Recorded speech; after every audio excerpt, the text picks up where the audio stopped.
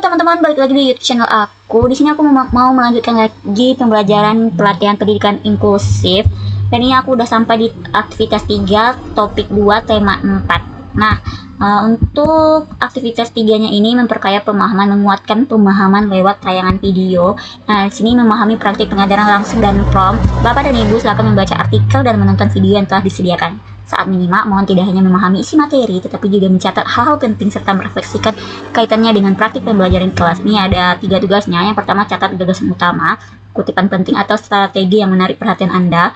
Yang kedua, tandai bagian yang relevan dengan pengalaman Anda selama ini dalam menggunakan pembelajaran langsung atau prompt. Terus, refleksi pribadi, apa hal baru yang Anda pelajari, apa yang menguatkan atau menantang pemahaman Anda selama ini, strategi apa yang ingin Anda coba atau sesuaikan dengan konteks kelas Anda.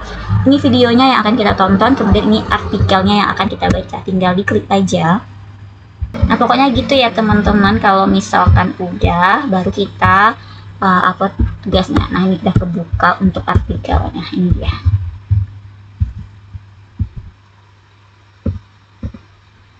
Ini abstraknya, kalau versi apanya ini PDF-nya ya. Tinggal kita buka atau download bisa juga dan dibaca. Kalau aku udah, lanjut ke start assignment-nya. Tugasnya di sini ini 3 tadi ya. Ini catat gagasan utamanya, kemudian bagian yang relevan, kemudian refleksi pribadi. Nah, udah klik start assignment, kemudian choose file-nya, upload file. Dan udah aku namain juga ya di dokumen. Tema 4, topik 2, aktivitas 3. Open, kemudian submit. Oke, udah submitted. Lanjut.